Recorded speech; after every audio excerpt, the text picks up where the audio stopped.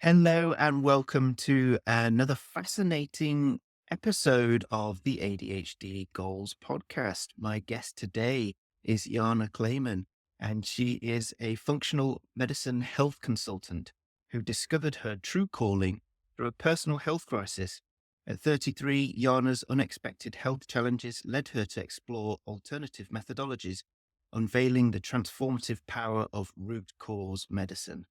This pivotal experience inspired her to transition from traditional healthcare as a PharmD of nearly 20 years to dedicating her expertise to helping children with ADHD and other developmental disorders to help them thrive naturally. So, welcome to the show, Yana. How are you doing? Thank you so much, Laurence. I'm happy to be here. I'm doing great. Fantastic. So, whereabouts are you today? I'm in sunny Florida. Fantastic.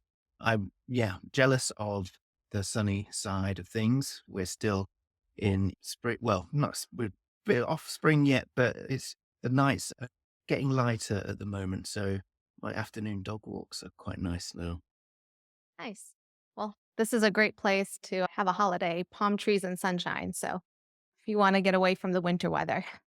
Well, yeah. So tell me about functional medicine. I'm sure the listeners tell us what it actually is so that we have a good understanding of that. Yeah, absolutely. So my journey into functional medicine is what you said. It was accidental. My own health crisis at 33 led me there. And as a pharmacist at that point in my life, I was 33. I was a pretty healthy person. I had 2 young kids, never had any health complaints, and I found myself in a doctor's office with just a debilitating state where I couldn't function. And after seeing a ton of specialists, I was diagnosed with multiple autoimmune and autoinflammatory conditions. And that whole situation just came down on me suddenly, kind of like a ton of bricks. And this one specialist in the doctor's office, he was telling me all the things that my conditions entail. And he said, well, and within 10 years, you might be bedridden from this, even with treatment. And the treatment they were offering was pretty intense. It was medications that had a ton of side effects. And to me, as a pharmacist, that's what I was hearing as he was talking to me. I'm like, oh my God, this means that I can't travel, and all what it means for my family, my kids, my daughter. My youngest wasn't even 2 at the time. So it's just my whole life, my whole reality came crashing down on me. The life I imagined it just like came to a stop. Like, oh my God, this is going to be me moving forward.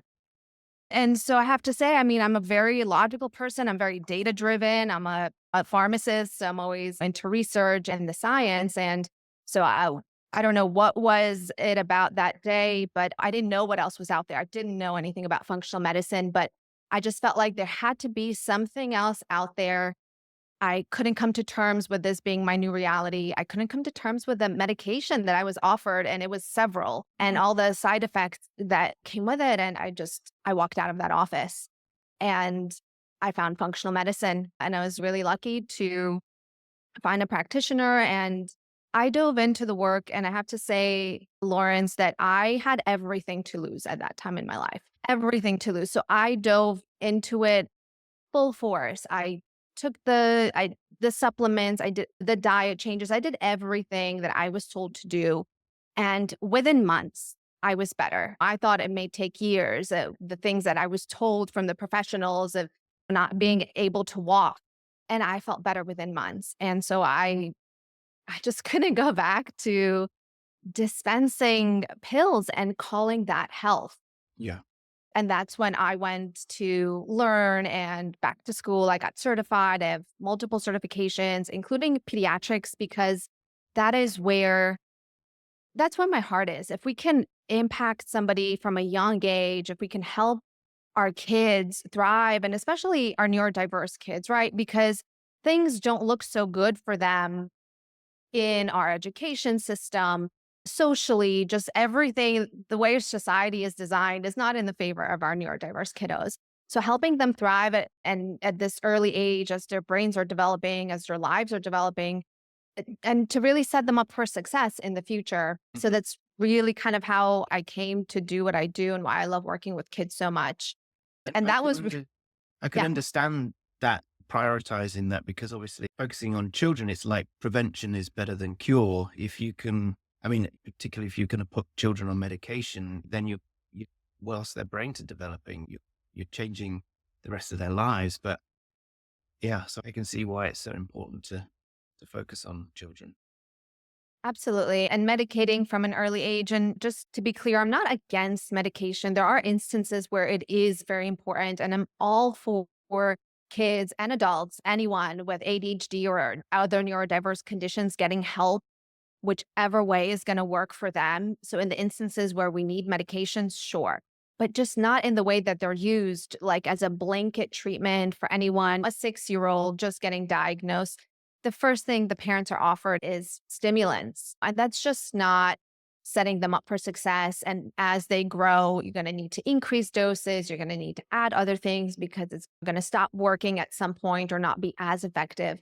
So, yes, medications are important in some instances, but just not the way they're being used.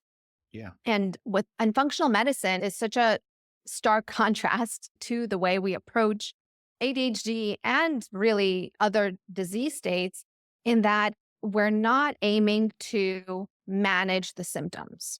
We're not aiming to, well, we are managing symptoms. We're not aiming to just put a band aid on whatever the symptom Mm. is just to get through the day. And that was really something that was really eye opening to me, that I thought I was in healthcare. I loved being a pharmacist because I thought I was helping people and helping them be healthy, right? Bringing health to people. And once I kind of stepped away from that, I learned functional medicine. I realized that is not health. Being not sick is not equal to being healthy. So we really have a sick care system, if you will, not a healthcare system. Yeah. And so we are, as individuals, we're all unique. Our genes, our lifestyle, our food, the environment all play a role in our health. And so instead of a one size fits all approach, functional medicine looks at all of these things for a person, all the different body systems and how they impact one another, and putting those puzzle pieces together to see what is at the root cause, what is causing the symptoms, or at times exacerbating or triggering the symptoms. And once we address this at the foundation, everything starts to look better on the symptom level. So to encapsulate what functional medicine is, then, because whenever I come across a relatively new term to me, I always try and, if maybe this is my ADHD brain, but I always try and associate it with something. And I know in exercise, obviously you can go to the gym and you can use the machines, and that's what people just expect to do when they start doing a training program. But there's something called functional training, which is more, it resembles day-to-day life exercises where you're picking up things or pushing things, actual objects, replicating the movements that you might do in real life. And my way of understanding functional medicine is probably if you equate medicine as being like the machines in the gym, like functional medicine is like do actually having a better physical exercises that replicate real life. Is that weird? No, I really like the way you're thinking about it. Yeah, it's what can we bring into balance into the body so we can function our best? Yeah. And that's really it. And a healthy body is a healthy brain. Traditionally, we look at ADHD as a neurological condition, right? That it affects the brain. It's all about the brain, but we're not looking at the biology. And really, it's a neurobiological condition. There are things in our biology that impact the way the brain functions. And once we help that, right, we look at what the individual is needing, what is imbalanced in their biology, whether it's nutrients or inflammation or imbalance in the gut bacteria. Once we balance that and correct those things, then the neurology is going to get better. Then the symptoms that we're seeing that we attribute to the brain are going to improve. Mm. Yeah, I was reading a book recently, and it describes a very similar thing because a lot of my earlier focus with ADHD is it's a lack of dopamine. So all my focus was on how to get more dopamine into my system.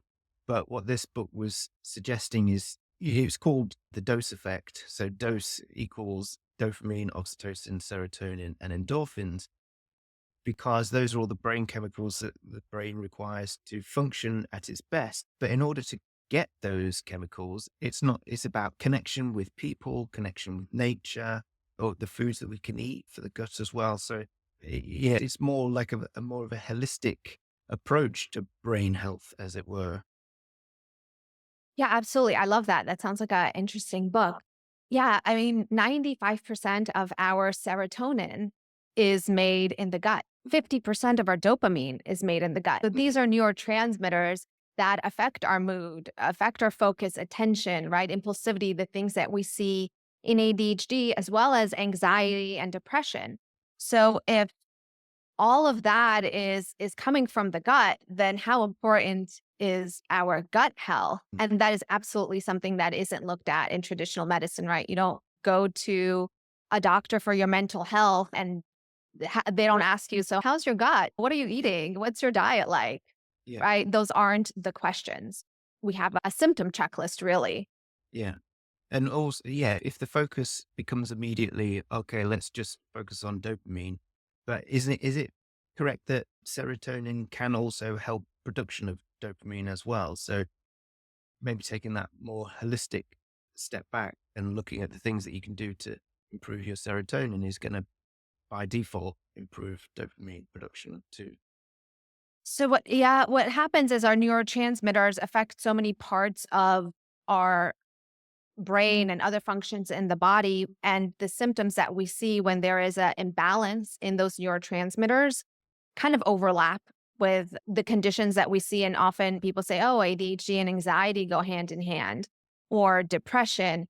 And there's a really real reason for that, because it's not just dopamine. There is most likely a serotonin imbalance. A lot of people have insomnia and sleep issues. That's where serotonin comes in. So it will very often be more than one thing. It's not just dopamine, and all of those neurotransmitters are made in the gut. That's a big part of it. So if the gut is off, it's going to affect serotonin and dopamine, and that is why we're going to see those symptoms kind of upstream in the individual. And so when people say, oh, well, we often see it hand in hand, well, yes, if there's inflammation, if there's imbalance in the gut, it's going to affect both of those neurotransmitters, and that is why you're going to have these labels of conditions. Like, what is anxiety? Where does it live? Where is ADHD? Does that live in our bodies? Diabetes, what is that? Do we have something diabetes inside of our bodies? No, it's a label, right? That we put onto a set of symptoms to give it a name. And then we say, oh, well, you meet this criteria, so you have this, right? But what does that mean? Like, how do we have it, right? There is something that is going on in our bodies that is at the root of this. And if we address that, then suddenly sometimes people say, oh, well, I don't have ADHD anymore. Like, I don't meet the DSM criteria for ADHD. Well, because you had biological things going on in the body affecting your brain. The symptoms were falling in line with what we diagnose as ADHD. But now we took care of that inflammation. We took care of those nutrient deficiencies. And now you're functioning so much better. You don't even meet that criteria, which, again, when we diagnose other things, sometimes we look at blood work, we do scans, we have like this whole workup. We don't have that with ADHD. We don't have that with autism spectrum. It's a checklist. Yeah, it's incredible how, I mean, even people going to the doctors not knowing that they've got ADHD for many years, the doctor might be focusing on very small criteria of things and missing the fact that they might have ADHD because they're not stepping back and looking at the whole thing. But, also similarly, you were suggesting too that if you get some balance back and then the ADHD symptoms might subside as well. Yeah, absolutely. And I think the trouble is that on one hand, it might be a relief to have a diagnosis, right? Because people live with a set of symptoms. They're brain might be going like 100 miles a minute. They have trouble in school. They know they might not fit in with their friends. They have learning differences. And so it's impacting them. And so sometimes a diagnosis is a relief. It could be like, oh, I see. Okay, there's something going on. And now I understand. And there's a sense of relief. And maybe you can work with that. On the other hand, it's okay, so you have this diagnosis. This is a life sentence. Your brain is different. You have all these symptoms that you've got to live with. And here's a medication if you can't deal with it. And that's it. And now the person, you kind of say to yourself, okay, I have this condition. It's not curable. I've got to take medication for forever. Like there's something wrong with me. And right. In a sense, like the condition makes something wrong with my brain. I'm not like other people. I need medication to control it. But what happens when the medication doesn't work as effectively? What happens when, even for young kids, like forget kind of tolerance and things like that, but even for young kids, medication doesn't work. They increase the doses, that doesn't work. They switch to a different medication, that doesn't work. They add on a non-stimulant that comes with its own side effects. And so it just becomes a life of chasing something that is going to control the symptoms. And what functional medicine offers really is a mindset shift from, I need to take something to control these symptoms. Something outside of me is going to help me. It's what can you do for yourself? Yes, you might need a coach, a functional medicine, a practitioner, someone to help you and guide you in what the root cause is. But essentially, it's you, and if it's a child, parents that are helping you take care of whatever the imbalance is, whether you need to change your diet, maybe you might need some supplements, but supplements are not the answer. And that's one of the common things that I think is the first thing that people want to know. They're just like, oh, I don't want to give my child medication. What supplements can you give me? Like, tell me the best thing that's out there on the market. And most people probably don't like the answer that I have to offer, but it's really not what supplement is the best, because it kind of takes it's the same thing, but in different form, whether we're taking a pharmaceutical drug to control the symptoms or a natural herb or nutrient to control the symptoms. The mindset is there's this symptom and I need this substance to alleviate the symptom. And without this substance, I can't control the symptoms. So it's exactly this Band-Aid situation that we're trying to do. And the real work, the real foundation of functional medicine is not that. Yes, supplements can help, but it's really finding the root cause. And often it's root causes. Usually there's more than one thing going on. Once we know what the root cause is, then we know the intervention that needs to happen. And yes, supplements are part of it, but they're definitely not the whole picture. So I've got a ton of questions to ask. And I know we've sort of skirted around some topics that relate to the questions I've already asked. So forgive me if we go back on a couple of things, but I want to make sure we cover it in detail. So if you could just explain the specific connection between the gut and the brain, and then if that leads us into specifically food and diet and how that relates to ADHD, it'd be great to hear what that is. Yeah, great question. So, one of the major connections that we just talked about is neurotransmitters being made in the gut. Yeah. So, that's a huge impact, right? So, ADHD, we look at it as being a neurotransmitter problem. And if most of our neurotransmitters are made in the gut, the state of our gut is going to affect the brain. And it's really kind of like a highway, right? The connection, the gut, what's going on in the gut travels up and affects what's going to happen in the brain. And the state of the brain can also affect the gut. So it's bidirectional. And I mean, that kind of explains if we're nervous about something, you might feel butterflies in the stomach. Sometimes people feel when they're nervous, they need to have a bowel movement. That is all the gut brain connection, right? We're feeling something in our brain, there's tension, there's anxiety, and then it's causing these digestive symptoms. And the same thing goes the other way, where the state of the gut is going to affect the brain. Now, there's many different things that affect our gut, right? It's the food that we eat.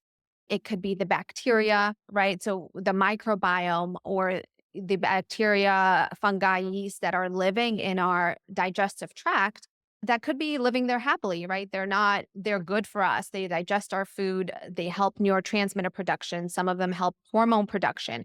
So there's a lot of things that our bacteria do in our gut. But if that becomes imbalanced and we have an overgrowth of pathogenic bacteria, that is going to that can cause inflammation. That's going to affect our digestion. That releases toxins. Certain bacteria release toxins into the bloodstream, and that it can affect the brain. And for some people, actually, it can affect their joints. It can affect other parts of their body. But for people who are prone to neurodiversity and ADHD, it's going to affect their brain. So inflammation in the body is going to cause inflammation in the brain. And there's something that we call leaky gut syndrome, where the cells of our intestinal lining, right? Our intestines is a barrier. It's a physical barrier that's meant to keep whatever has to be in the intestines in and prevent it from going out into the bloodstream. And it very specifically only allows like the nutrients to come out of the gut once it's digested into our bloodstream so we can utilize those nutrients. Then everything else has to stay in and get eliminated. Now, what happens is with inflammation that can cause leaky gut, those barriers kind of, if this is our intestine, it's really tight, those junctions kind of become loose and have holes in it. And so now whatever's supposed to stay in, larger proteins, toxins, can leak out into the bloodstream and then cross the blood-brain barrier. So leaky gut equals a leaky brain. If we know somebody does have leaky gut, you can bet they have a leaky brain. The blood-brain barrier is also a barrier, just like our So, intestines are a barrier. so let me just clarify. When you say leaky brain, what are you referring to? Are you referring to like behaviors like that would resemble sort of ADHD or executive dysfunction? Yes, which is essentially caused by the blood-brain barrier Yep. to allow toxins into the brain, to allow things that are supposed to be kept out of the brain. So the blood-brain barrier is essentially the same type of barrier. The cells that keep things that shouldn't be going into the brain, particles that shouldn't be crossing out. Now, if that is compromised, we get neuroinflammation because now we have toxins potentially from the gut that are now crossing that blood-brain barrier and causing neuroinflammation and symptoms. It could be Wow. inattention, irritability, anger, mood swings, all of it. Okay, because I read recently, and this will become clear why I did a little bit later. So I'd read about leaky gut, and that was the first time I'd come across it about a week ago. But I didn't understand the leaky brain bit. I didn't understand that the toxins come out into the bloodstream would actually then find their way into the brain.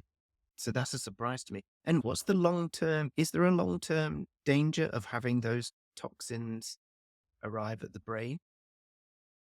They create neuroinflammation, which is just inflammation in the brain, right? We could think about inflammation in the body that can cause everything from gut issues, joint pain, muscle pain, it can really affect any part of the body, inflammation. And the same thing, neuroinflammation is when there's inflammation in the brain. And that is part of what's implicated in causing ADHD symptoms. But also, you can have kids or people, really, this can affect anybody who exhibit symptoms of inattention and irritability and anger, things that we attribute to ADHD, but that don't actually, let's say, have ADHD or wouldn't be a child that, let's say, got it genetically because it's highly genetic or have any kind of difference in brain function. They're exhibiting the symptoms simply because they have toxins that are causing these symptoms. And that is because of the state of their gut. And for kids, it's often overuse of antibiotics.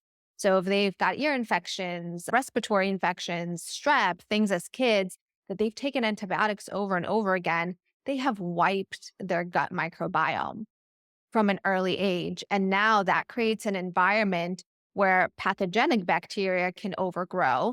And some of those bacteria do release toxins, they create toxins. And now, if those toxins get out of the gut, it's going to cause cognitive symptoms. Hmm. Trying to make this use a specific example of someone I'm aware of, and I'd talk you through my understanding of it because it sounds very similar to what you've been describing. So this is a child that is undiagnosed with ADHD, but has been displaying some ADHD traits for some time. And more recently, they have been having a stomach issue, and that stomach issue is creating anxiety. And that anxiety, it seems to be like this chicken and the eggs symptoms of the anxiety is heightened because they don't want to have tummy troubles at school, but then the anxiety is then making the tummy trouble worse. And so what would you, how would you treat that? Or what questions would you ask? Yeah, that is very common actually among kids. And so the anxiety causes the tummy troubles, but then the tummy troubles themselves cause the anxiety. So it's one is affecting the other. And it does, like you said, kind of go around in this vicious circle. So I would 100% check that child's gut. And in functional medicine, we do functional medicine testing. That is kind of how I start the workup. It really begins with the first thing, really, is getting under the hood and getting really in depth assessment. Nothing like you get at your doctor's office, not a 15-minute visit of, hey, what are your symptoms? But really everything from birth to the present moment. Every event is important, whether it's physical, mental, or emotional trauma, any kind of antibiotics they've taken, their health for their entire life up until that moment, the health of their mom during pregnancy, preconception, family history. So really understanding all of these things is super important in functional medicine in figuring out the root cause, right? Because you can have two kids with the same exact symptoms that you've described, and they will have completely different root causes. So it is really individual. So that history is really important. And then once we know that, you can kind of start to pick out things that, are important and give you direction of where to look. And so for this child that, for example, you said, I would really want to look at a stool and microbiome test. I would want to understand what's going on in their body. And that's going to give me their good bacteria, any kind of overgrowths, any kind of yeast, parasites, bacteria that produce beneficial byproducts. That is really going to help see what's going on. There's also something called an organic acids test, and that gives you the kind of overview of the functions in the body, metabolites, neurotransmitters, and again, more markers that can indicate any type of overgrowths that can specifically affect the brain. And then that would be the workup piece. And then once we see what's going on is really where we begin to address it and do the work. So if we see overgrowths, we really need to deal with that. And that would look like a specific diet, perhaps, right? If you see yeast, you really want to go on a low sugar diet and eliminate processed sugars, processed foods, but also natural sugars. If we overdo it on fruit, we're still feeding the yeast, let's say, if that's what's going on. You would use supplements like natural herbs that help eradicate pathogenic bacteria. It would really be good sleep hygiene, a lot of hydration. You want to flush out these toxins, things to support the brain, antioxidants. So it's really individual. I'm kind of going off of the example you gave with the tummy and the anxiety. That's where my mind goes as the first places to look, but really functional medicine lab tests are at the root of getting to those causes because it's really hard to just say based on symptoms because again most people with ADHD are going to either present as mostly kind of daydreaming and attentive type without maybe other symptoms while others are going to be super externally hyperactive, irritable, some are more angry and have mood swings. So we're really seeing a spectrum of symptoms that are consistent among the kids or adults, but the root causes are so different. I know today we're kind of more focused on the dietary piece, but really there's so many things, the environment, like environmental toxins. If someone has a huge toxic burden for whatever reason, that's going to cause, if that's a cause, you want to get rid of that. Heavy metals, nutrient deficiencies, that's a really big one among kids. And that's also something that ADHD medications sometimes cause because one of the biggest 80% of kids have a suppression of appetite from stimulants. So if we give a child a stimulant, we're kind of driving the nutrient deficiencies even further because they're not eating what they need to help their bodies and their brains function. So sometimes it's kind of trying to fix the side effects of drugs as well. You mentioned before about hormone production. So, what about maybe children that are approaching puberty? And I'm assuming that's going to be a hormone party going off. And do you see changes then in terms of like ADHD symptoms coming up then? Oh, yeah. Great question, Lawrence. That's a big one as kids approach puberty and hormones start to change. In the beginning portion, it's going to most likely exacerbate symptoms because hormones are all over the place. But in the long run, when hormones kind of stabilize, it actually oftentimes improves symptoms because hormones kind of play a big role, which is why a lot of people kind of say, oh, I grew out of it or my child grew out of it. You don't really grow out of it, but there are times in our life where it could seem like it's getting better. And when the hormones stabilize past like the puberty phase, you can see an improvement. Now, if there's dysbiosis and inflammation and other things going on, that's not going to be the case, as that has a huge impact on hormones as well. So, our gut bacteria help with hormone production as well, inflammation, things like high stress. So cortisol is going to be a huge marker in affecting our hormones. So there's many factors that kind of tie into that. But interestingly enough, in certain people, it might look like it's improving, which is why kind of the younger years before we hit puberty and adults kind of over 50 seem to have an exacerbation of symptoms. That's when symptoms are worse because our hormones are declining again, right? For women after menopause, for men, andropause. When hormones decline again, we start to see an exacerbation in symptoms. So it's an interesting time. It could go either way. It could worsen or get better. But just as we're transitioning into puberty, that's a time where things kind of get wonky and you can see a lot of symptoms around those hormone changes and definitely mood swings. Yeah. So you mentioned before mentioning about the presence of yeast and transitioning to a low sugar diet. You mentioned also about medication causing nutrient deficiencies. So, what would some of the foods look like that are either good or bad for ADHD? Yeah, that's a fantastic question. And I'm glad you asked that because I think nutrition and diet is a really great place to start. There is a lot part of the functional medicine journey. There's many things that we can look at and different root causes. But one thing that is always going to affect whether, it's better or worse is diet and nutrition. So we are what we eat and it absolutely will impact ADHD and other neurodiverse conditions. So anything with a color that comes out of a bag is definitely not great. Mhm. Food colors are just a huge culprit. They're neurotoxins. There are so many studies pointing to that. And in the UK, you guys are lucky because so many foods that we have in our food in the US are banned in the UK, which is fantastic because they are recognized as being harmful to human health. So, I mean, we've got colors, right? Think candy, M&Ms, cereal, anything that's targeted to children is so toxic for the brain that there was a study that looked at this and it showed that colors increase hyperactivity in children.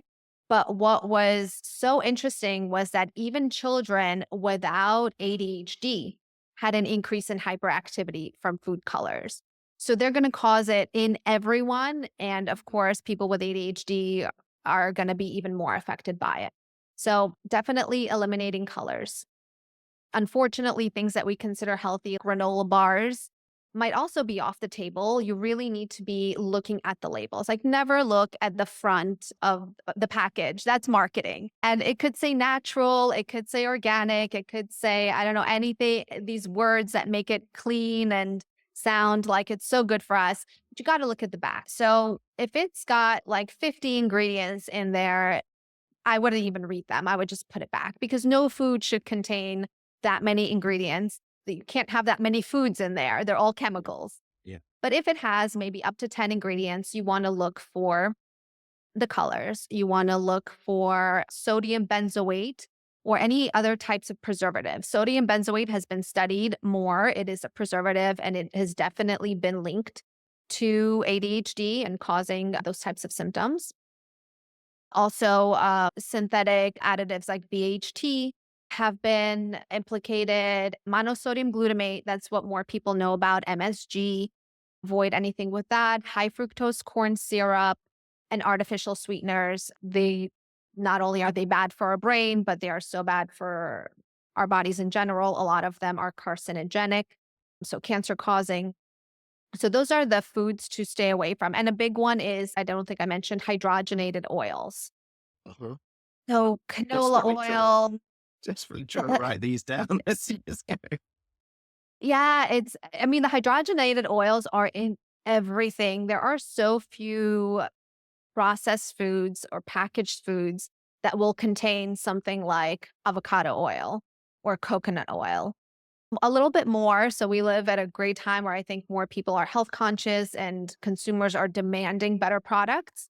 So they're out there, but you really have to be an advocate for yourself. You can't assume that just because it's on a shelf, it's food, period. I was going to say, and it's healthy, but no, like I don't consider these things food. So many Most of what we see at the supermarket that's in a package is created in a lab. It's created to appeal to our taste buds, to have the right amount of sweetness or the right amount of crunch, to make it addictive, to make people want to buy it over and over again. And it always tastes the same, right? Like I don't know, the chips that you buy are always going to taste the same. You couldn't rely on that, right? But the blueberries that you get, they might be a little more tart today and a little sweeter tomorrow and a little more crunchy, right? They come from nature. They're a little different every time. And as a society, we are kind of used to getting these foods that taste exactly the same every single time. And when kids get used to that from a young age, well, they're not going to want to eat real food. They're not going to want their strawberries to taste tart today because they were super sweet yesterday. And they're going to want to reach for the foods that they know taste exactly the way they want to taste every single time. So when shopping, I would always like to say, like, start at the perimeter of the store. Don't even go into the aisles. Just go at the perimeter where you got your fresh produce, your fruits, your veggies, your meats and proteins, things that are not in a package. Things are going to spoil in a few days if you don't eat it. Those are the kinds of foods that you want to stick to. And I suppose that is the trap that the people fall into. So let's just say if we're concentrating on kids and we're thinking about the parents who are concerned about their kids, um, in the real world, we'd all love to have super healthy diets and buy the best produce. But sometimes if we go to really, fancy organic shops, that can be quite expensive. And also parents can be time poor as well. So it is easier to buy packed food in packets.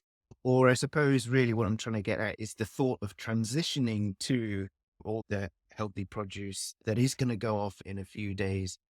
It can be quite a daunting prospect of saying, this is what we've got to do now. So do you have any tips on how to break into a better diet that is slightly more manageable way of getting used to it? Great question. Yes, I think that's something every parent, especially with young kids, has to face is the time and the difficulty of kind of switching, especially if they're used to eating more of that kind of standard diet. I would say instead of thinking about things to remove and reading every single label is focus on adding things to the plate. So focus on maybe adding a serving of blueberries every day. And maybe the blueberries are not going to be in the morning when you're running off to school and you have no time to wash them and serve them, but maybe they're like an after school snack. So when your child comes home from school, instead of grabbing a bag of chips, you're like, okay, so now we're just going to switch to adding a serving of blueberries. And if you're eating whatever it is you're eating for dinner, have the same thing, but now let's think about maybe adding a vegetable to it. Just one. It could be the same meal. Maybe it includes french fries and burgers in that meal. But you're just going to say, okay, I'm just going to maybe grab some fresh cucumbers and add it to the meal today. And the next day we'll add some carrots or broccoli and just focus on things that you can add instead of, oh my gosh, I have to like throw out everything in the pantry and eliminate everything under the sun. and then slowly bring those things in and prioritize them. And then maybe you can eat a little less of the bad stuff and a little bit more of the good. And it's also a process if your child is not used to eating these things. So you're probably going to end up introducing the vegetables a little bit at a time. Like, hey guys, we're just going to have a side of broccoli today. Let's see what happens. But we're going to keep the burger. Like, we're going to keep that. I know you love your burger, but instead of fries, or maybe we'll have a few fries, but really a nice serving of broccoli today, and start kind of going at it that way. And then slowly, then maybe there's no fries on the plate and we have only a side of veggies on the plate. And that can transition into, okay, so maybe once or twice a week we can have some salmon instead of that burger. Yeah, try something new. Like we add, and doing it that way is really helpful. And it also helps kids be a little bit more open minded because they can still get the foods they love and it's not like everything is taken away from them. I've got a question about potential pitfalls. So let's say, right, we've taken everything on board. We know we need to be buying more whole foods and we're going into the supermarket. What I'm asking is, are there any pitfalls that we might run into where we think that we might be buying healthy whole food because maybe it's only a few ingredients or we just think it's one whole thing, but in fact, this is a trick that they've been doing when they've been producing it, that it actually is, it still has nasty things in it. Are there any foods like that we should be aware of? Yeah, that's where, for me, organic and local really comes into the picture. So, a lot of the produce is heavily sprayed and grown with pesticides and herbicides, and they're very neurotoxic and they add to our toxin load. So, when we talk about these toxins that are used in agriculture, it's yes, our bodies are fantastic and we've evolved to eliminate these things, right? Every day we're exposed to so many things from UV to environmental toxins to things in our food. And our body is great at detoxing them and getting rid of them. But the problem in our world today is that there are toxins coming in from so many places. We're drinking out of plastic bottles. We have plastic in our like utensils and take food takeout and the bottles kids take to school. We've got the herbicides and pesticides. We've got industrial factories putting out all these pollutants. So we're bombarded with all these toxins. And so our bodies cannot effectively get rid of them. And it's when we have such a large toxic load that we're going to start to see those expressed as symptoms. And a lot of them could be cognitive. And we often see a high toxic load in kids with ADHD. So going back to foods, it's our produce that, yes, we might be getting apples, but they're covered in pesticides. And so I think the easiest way, if you're not going to go all organic and to not always, it's not always available, is also the thing, is to look at the foods that the Clean 15 and the Dirty Dozen that EWG.org puts out every year. Apples are always on the Dirty Dozen list. Strawberries are always on the Dirty Dozen list. Nectarines and peaches are on that list. And so those are the ones that even when you wash them, chances are there's still going to be pesticides on them. And I think they tested one time. I read that strawberries had 17 different pesticides on a strawberry. So if it's on the Dirty Dozen list, I would not buy it. If it's not available organic, I will opt for a different fruit or veggie if I can't get that organically. Now there's the Clean 15. So the Dirty Dozen and the Clean 15. The Clean 15 are fruits and veggies that if you can't get it organically, not really a big issue. Avocados are one of them. And they're really not heavily sprayed and you don't find toxins on them so often. And so if it's not organic, no problem, just buy it. If it's at the store, the nutritional value is going to outweigh the potential for eating toxins along with it. And so shopping that way takes a little bit of the pressure off of being like 100% organic and 100% perfect all the time. But even still, like if you can't get access to organic, eating fresh produce and protein and things out of a package, it's still going to be better than something in a package. And the same thing with meat, I would say, and fish, like choosing wild fish and shellfish, grass-fed meats and organic chicken is always going to be best because you're not getting the hormones along with it. You're not getting all the things that go into their grain-fed diet. You're not getting the color that they feed fish to make it a certain color, right? Salmon is fed in their feed, they get color, so they're pretty when they get to the store. And so we're eating those toxins. So unfortunately, those are the things that you think are healthy, but can really have more toxins in it that you can avoid. So because I'm eager to know what the clean 15 are. So I've just Yeah. Googled, Uh, and I suppose this is specific to region, right? So this was it from 2021. I probably is a later one if I could find it, but avocados, sweet corn, pineapple, onions, papaya, frozen peas, eggplant or aubergine, asparagus, broccoli, cabbage, kiwi, cauliflower, mushrooms, honeydew melon, and cantaloupe. Does that sound about? Yeah. Yeah, they come out with one every year, but they're mainly the same. One or two foods may change, but they stay pretty consistent. What I have to say, I mean, that's like a very general list for people just trying to eat better or feed their kids better out there. But we run into more of an issue when we're talking about ADHD when those foods that we're talking about that are healthy are actually triggering inflammation in the body and are not good for us to eat. That is a little harder to track down. That is something that you can do with a food sensitivity test. You can definitely do it with an elimination diet as well. It's just harder to do and takes a lot more diligence, but can definitely be done.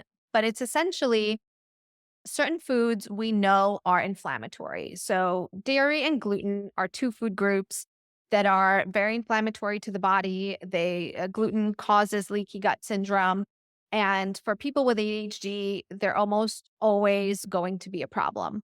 Mhm. Not always, but almost always. And that is something that if you eliminate, you can see an improvement in symptoms. And that's a very easy experiment to do. You could do it at home for yourselves. If you could do it for your kids, you can just try to go off of gluten and dairy and see if your symptoms improve. See how that affects the mood, the behavior, sleep, focus in school, less calls from the teacher about disruptive behavior. The second thing is that sometimes it's foods like broccoli. It's foods that we're like, oh, you want to eat more of this that we can be reacting to. And that is harder to track down because these reactions in the body can cause symptoms within hours or up to 3 days. So if today I'm feeling super irritable and I'm all over the place and I can't think straight, I'm probably not going to think back 3 days to, is it the beans that I ate 3 days ago? So that is when we need to do testing, it's better to do testing to track down exactly the foods that are triggering that you need to remove from the diet. So is the food sensitivity test, is that very specific to the individual? Yes, absolutely. It is. And they're not all created equal. I want to say there's a lot of like direct to consumer tests now available. I find those to be more of like for entertainment value, kind of like a 23andMe. They are just there. I wouldn't change somebody's diet based on those. There are some specific tests that I use that are more reliable because they test different reactions in the body without getting too scientific, but they test different parts of the immune system.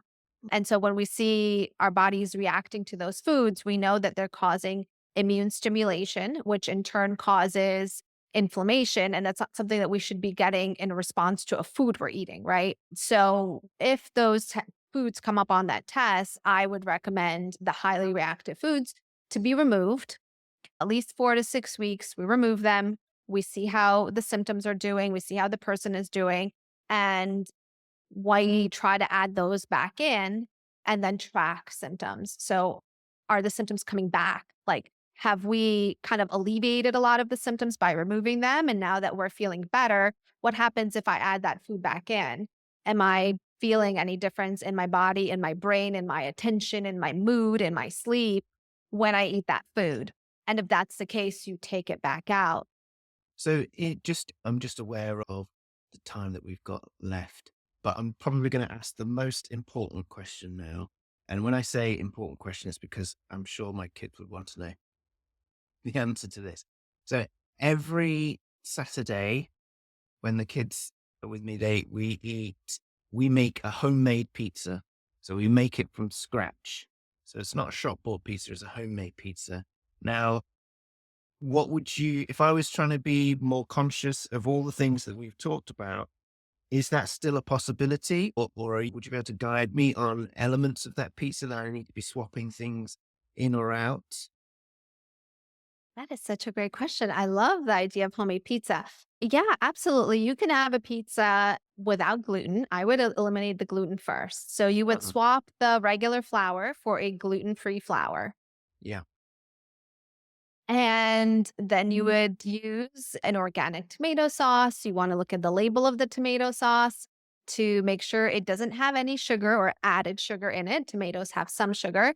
So, no added sugar in it and nothing else other than the tomato sauce or maybe some basil or whatever ingredient, the food that it's supposed to be in there. Maybe it's got mushrooms in there, maybe it's got some basil, but nothing else, right? Mm. Because that's all tomato sauce is supposed to have. And then for your toppings, so cheese is part of it.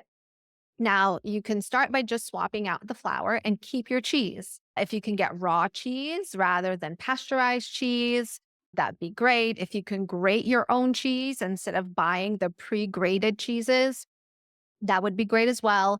Because just the quality of the cheese is going to be different. You're going to get a raw cheese. It's not going to be when pasteurizing causes whole lot of other issues. So use a cheese like that. And I would encourage you to put some veggies on that pizza. So what do you typically put on top?